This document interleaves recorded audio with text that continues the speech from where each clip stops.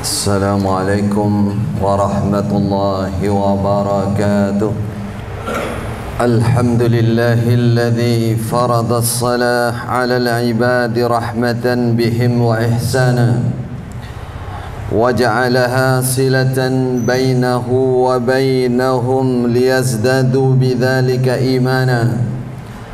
وأشهد أن لا إله إلا الله وحده لا شريك له خالقنا ومولانا. وأشهد أن نبينا محمدا عبد الله ورسوله جعل قرة عينه في الصلاة فضلا ورضوانا. صلى الله وبارك عليه وعلى آله وصحبه ومن سار على نهج إلى يوم الدين وسلم تسليما كثيرا. أما بعد فيا عباد الله اتقوا الله تعالى وأطيعوه. اتقوا الله يا عباد الله فإن خير الزاد التقوى.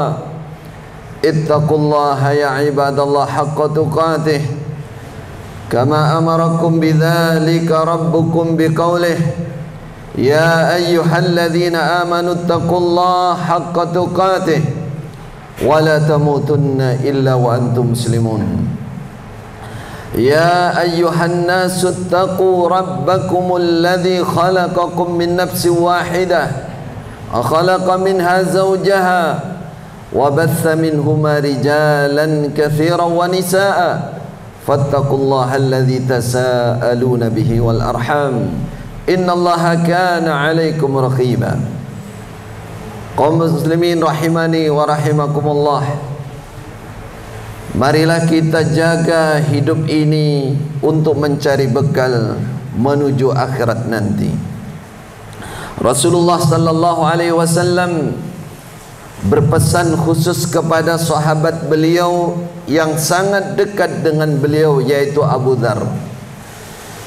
Beliau mengatakan, ya Abu Dzar, wahai Abu Dzar, jaddidis safinah fa innal bahra amiq. Wahai Abu Dzar, perbaiki perahu kamu, bikinlah perahu yang kuat. Fa innal bahra amiqun, sesungguhnya laut yang akan kamu lalui itu sangat dalam. Wa khaffifil hamla fa innas safara ba'idun, jangan terlalu banyak membawa beban karena perjalanan yang akan kamu tempuh sangat jauh. Wahmiliz zat fa innal aqaba tawilah, dan kamu supaya membawa bekal, wahai Abu Dzar, sesungguhnya tujuan yang kamu tuju, akhir dari tujuan perjalanannya sangat panjang. Wa akhlisil amal fa innan naqid basirun, murnikan amal kamu hanya untuk Allah, ikhlaskan amalmu hanya untuk Allah, karena besok yang akan mengoreksi kamu, yang akan bertanya tentang amal kamu adalah zat yang maha melihat. Tidak akan pernah hilang darinya segala sesuatu, apapun sekecil apapun yang kamu perbuat. Saudaraku yang dirahmati oleh Allah, Rasulullah mengingatkan bahwa perjalanan menuju akhirat adalah perjalanan yang panjang. Jangan bawa beban dosa yang banyak, karena besok akan mendapati berat di sisi Allah. Kemudian berbekallah yang cukup, karena perjalanan menuju akhirat perjalanan yang panjang. Kita sudah mengalami namanya alam arwah, alam roh. Ribuan tahun kita berada di alam roh. Kemudian kita berpindah ke alam rahim kurang lebih 9 bulan. Kemudian kita berpindah ke alam dunia ini kata Rasulullah kurang lebih antara 60 tahun sampai 70 tahun. Itu umumnya umur umat saya, kata Rasulullah. Setelah itu kita akan menjalani perjalanan panjang menuju akhirat. Di alam kubur Allahu a'lam berapa ratus tahun, mungkin 1000 tahun. Di alam kiamat kita akan berjalan menjalani proses 50.000 tahun. wa inna yawman 'inda rabbika ka'alfi sanatin mimma ta'uddun kana fi yawmin kana miqdaruhu khamsina alfasana. Perjalanan hari kiamat, proses hukum di hari kiamat 50.000 tahun, saudaraku yang dirahmati oleh Allah. Maka Rasulullah mengingatkan bahwa bekal yang utama dalam keyakinan, dalam akidah adalah ketakwaan kepada Allah. Bekal yang berupa ibadah yang utama dan pertama adalah salat 5 waktu. Maka marilah kita jaga salat 5 waktu. Jangan sampai terlambat waktunya, jangan sampai tidak sempurna rukunnya dan syarat-syaratnya. Marilah kita jaga tumakninah, jaga kehusyuan sebagai kewajiban bagi kita. Allah Subhanahu wa taala mengingatkan di dalam firman-Nya, hafizu 'ala shalawati was salatil wusta wa qumu lillahi qanitin. Jagalah solat-solat kamu itu, terutama solat yang di tengah, yaitu solat asar. Wa qumu lillahi qanitin. Berdirilah kepada Allah dengan tunduk. Saudaraku yang dirahmati oleh Allah, kenapa solat 5 waktu adalah yang pertama dan utama harus kita jaga? Apa pentingnya? Apa ahamiyahnya? Apa daruratnya? Kenapa solat harus dijaga? Yang pertama, saudaraku, adalah solat itu adalah rukun Islam yang kedua setelah syahadat. Solat itu adalah tiang penegak agama kita. As-salatu imaduddin, man hafidhaha faqad hafidha dinah. Siapa yang menjaga solat berarti dia menjaga agamanya. Agama itu ibarat bangunan, tiang penyangganya yang kokoh adalah solat. Siapa yang meninggalkan solat, meremehkan solat, tidak menjaga solat, maka akan hancur agama dia, wala'iyadu billah. Kata Rasulullah, la dina liman la salatalah. Tidak ada agama bagi orang yang meninggalkan solat, meremehkan solat. Maka kita jaga solat sebagai tiang agama. Lebih dari itu, solat adalah silah, adalah penyambung antara hamba dan Rabbnya, penyambung antara kita dengan Allah. Itu adalah solat, saudara. Siapa yang memutus solat berarti memutus sambungan dirinya dengan Allah Subhanahu wa ta'ala. Karena itulah kita menjaga solat supaya tidak ditinggalkan oleh Allah. Wa aqimis salah li dzikri, kata Allah. Tegakkan solat, jaga solat, tertibkan solat untuk ingat kepadaku, untuk berhubungan dengan aku, untuk mendekat kepada aku, kata Allah.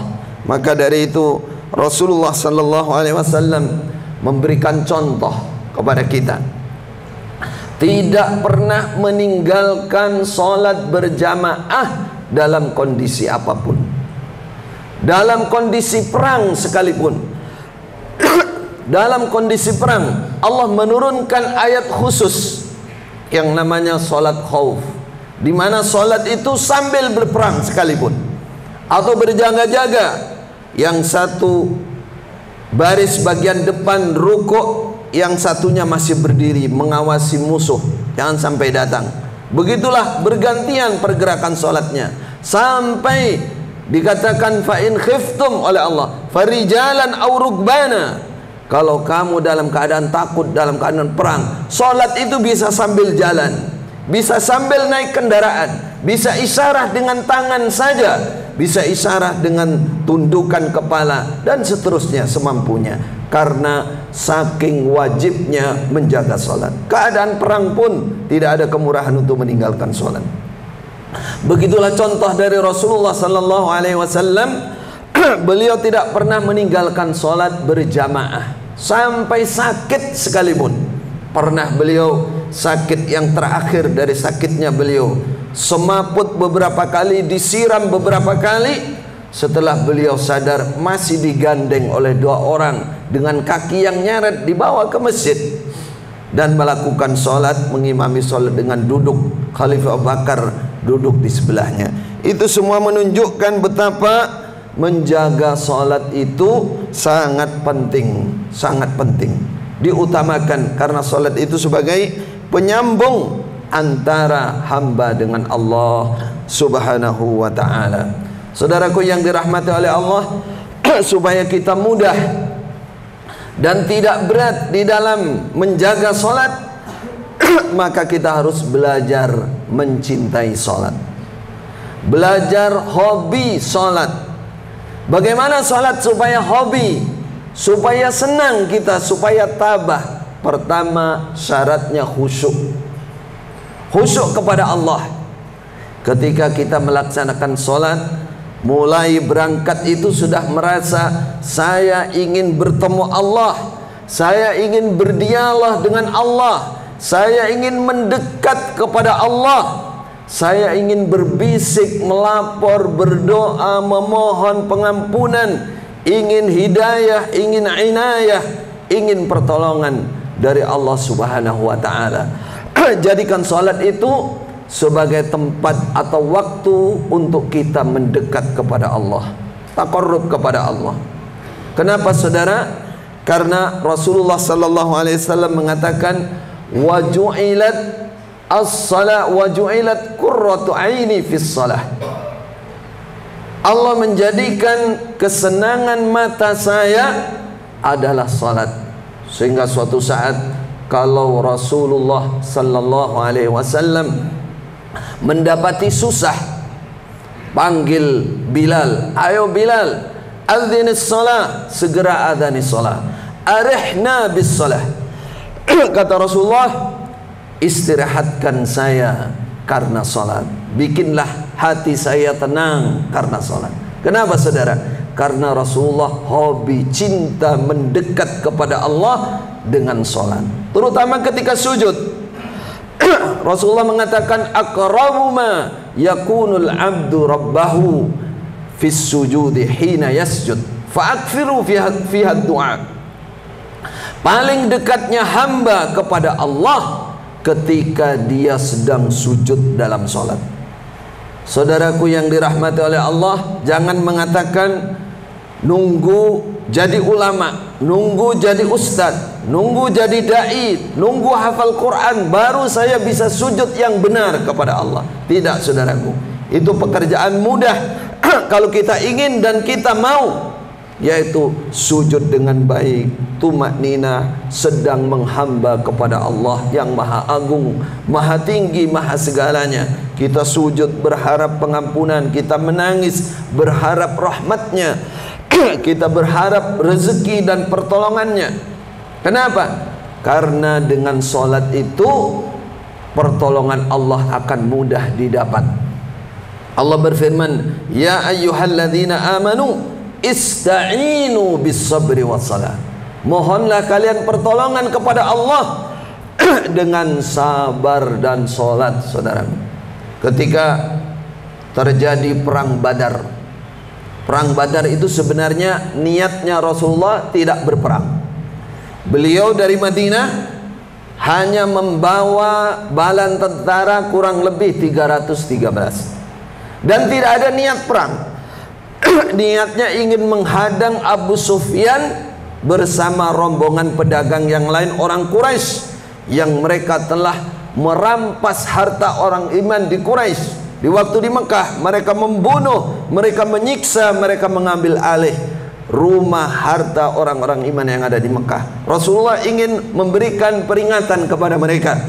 Rombongan pedagang Abu Sufyan yang pulang dari Syam dihadang oleh Rasulullah dengan jumlah 313 orang yang persenjataannya tidak lengkap. Lalu Abu Sufyan mendengar bahwa Rasulullah berangkat dari Madinah akan mencegat mereka di jalan. Akhirnya Abu Sufyan lewat jalan lain, buru-buru datang mengirim utusan ke Mekah untuk menyampaikan kepada Abu Jahal bahwa mereka akan dihadang oleh Muhammad. Sehingga Abu Jahal membawa pasukan dari Mekah 3 kali lipatnya, kurang lebih 1000 pasukan dengan lengkap. Secara hitungan mereka pasti menang, orang iman saat itu pasti kalah. Sampai Rasulullah sallallahu alaihi wasallam dalam doanya beliau, ya Rabbi in tuhlik hadhil isabah fala tu'bad abadan. Kata Rasulullah, wahai Allah, jika kau hancurkan rombongan ini ini adalah pemimpin awal orang Islam, maka engkau tidak akan disembah selamanya. Gak akan ada pembina lagi. Ini Abu Bakar, Umar, Utsman, Ali, orang-orang top ada di situ semua. Kalau sampai mereka mati semua ya Allah, maka Islam ini akan putus. Apa yang kita ambil dari kejadian ini? Karena Rasulullah melihat musuh yang sekian banyaknya itu tidak mungkin dilawan hanya dengan senjata. Dengan jumlah bala tentara nggak mungkin, pasti kalah mereka, sudah pasti kalah. Akhirnya apa yang dilakukan oleh Rasulullah? Semalaman menjelang perang Badar besok harinya Rasulullah sholat berdoa sampai Khalifah Abu Bakar melihat Rasulullah yang berdoa, sholat, menangis, berdoa, dipeluk dari belakang. Beliau mengatakan, Abu Bakar mengatakan, kafa ya Rasulullah, cukup wahai Rasulullah, Allah pasti mengabulkan. Para ulama mengatakan itulah kehebatan sholat. Sholat itu mudah bisa mendatangkan pertolongan dengan mudah. Maka kita jaga sholat. Anna Rasulullah sallallahu alaihi wasallam idza hazabahu amrun fazi'a ila shalah. Setiap nabi mengalami rasa panik, susah karena suatu hal yang besar, maka Nabi langsung mengerjakan salat. Khalifah Umar, saudara, Khalifah Umar ketika beliau mengimami salat subuh, beliau ditusuk oleh Abu Lu'lu'ah Al-Majusi, seorang budak penyembah api, didatangkan ke Madinah. Dia punya rasa dendam kepada Islam. Akhirnya dia bikin senjata yang beracun, direndam di dalam racun berbulan-bulan, bercabang dua, dan itulah yang digunakan untuk membunuh Khalifah Umar. Ketika Khalifah Umar sedang rukuk dalam sholat subuh rakaat pertama, dia tusuk perut sampai 3 atau 6 kali, dan terbelah perut Khalifah Umar. Beliau dalam kondisi yang demikian sudah semaput dan digotong ke dalam rumah. Ketika beliau sadar, Khalifah Umar sadar, beliau melanjutkan sholatnya. Beliau berdiri semaput lagi dengan darah yang mengalir terus. Beliau sholat sampai selesai. Apa yang beliau katakan? Beliau mengatakan, la nasiba liman tarakas salah. Tidak ada bagian kebaikan bagi orang Islam yang meninggalkan sholat. Itulah contoh bagaimana Rasulullah sallallahu alaihi wasallam, para khalifah, bahkan para orang-orang soleh zaman dulu betul-betul menjaga sholat, karena sholat itu mendatangkan pertolongan Allah. Dan yang paling penting, saudara, sholat itu adalah pertama kalinya amal yang besok akan dihisab dan ditanyakan oleh Allah Subhanahu wa taala.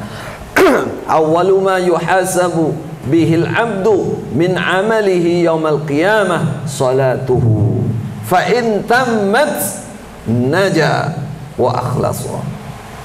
Pertama kalinya amal yang besok akan dihisab oleh Allah di hadapan Allah pada hari kiamat adalah salatnya.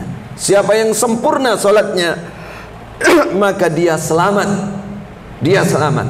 Siapa yang tidak sempurna salatnya, apakah caranya, apakah kehusuannya, apakah waktunya sering terlambat, ada kekurangan, maka dilihat dulu salat sunnahnya. Kalau tidak bisa ditambal dengan salat sunnah, maka dia celaka.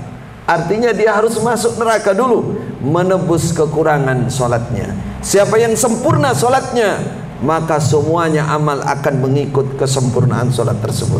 Semoga Allah memudahkan kita semua untuk menjaga salat kita, 5 waktu kita, sehingga kita menjadi orang yang dekat dengan Allah Subhanahu wa taala. A'udzu billahi minasyaitonir rajim. Wa'mur ahlaka bis salati wastabir 'alaiha la nas'aluka rizqan nahnu narzuquk wal 'aqibatu littaqwa. Barakallahu lakum li wa lakum fil Qur'anil 'azim. ونفعني وإياكم بما فيه من الآيات والذكر الحكيم إنه تعالى جواد كريم malikum barur raufur rahim, wa nastaghfirullah innahu huwal ghafurur rahim. Alhamdulillahi rabbil alamin, wa bihi nasta'inu ala umurid dunya waddin, wa sallallahu ala sayyidil anbiya'i wal mursalin nabiyyina Muhammadin wa ala alihi wa sahbihi ajma'in. Ibadallah, ittaqullaha haqqa tuqatih wa la tamutunna illa wa antum muslimun. Saudaraku yang dirahmati oleh Allah, menjaga salat adalah ciri orang iman yang imannya sempurna. Tidak menjaga salat adalah ciri-ciri kemunafikan, ciri-ciri orang munafik, waliyadzubillah. Maka selamatkan kita dari ciri atau alamat atau tanda kemunafikan. Yukhadi'unallah wa huwa khadi'uhum, wa idza qamu ila sholati qamu kusala yura'una an-nas wa la yadhkurunallah illa qalila.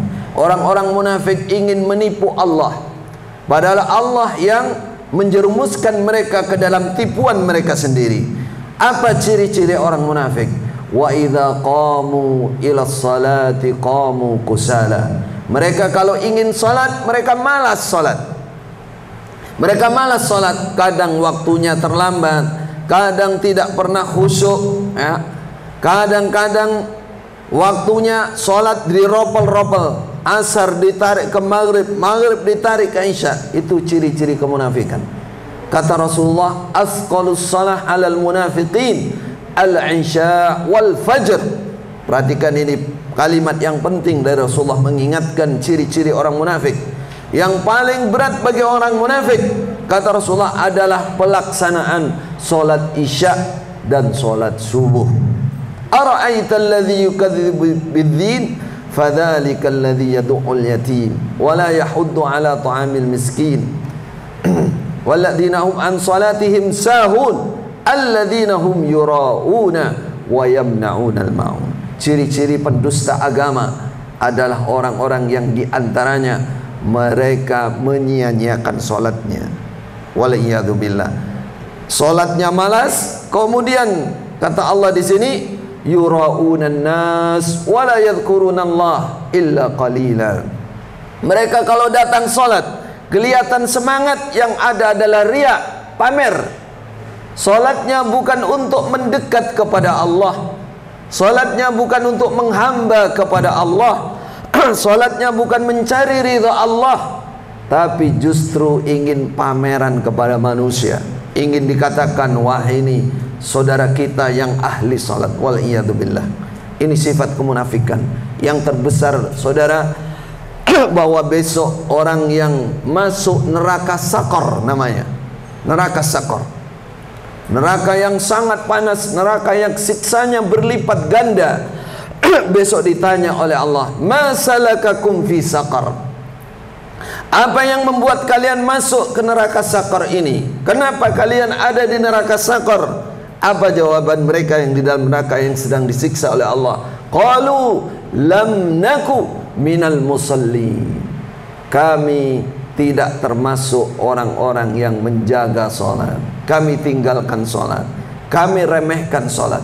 Maka jagalah saudara, 3 hal yang perlu kita jaga dalam sholat, yaitu masalah waktunya sholat.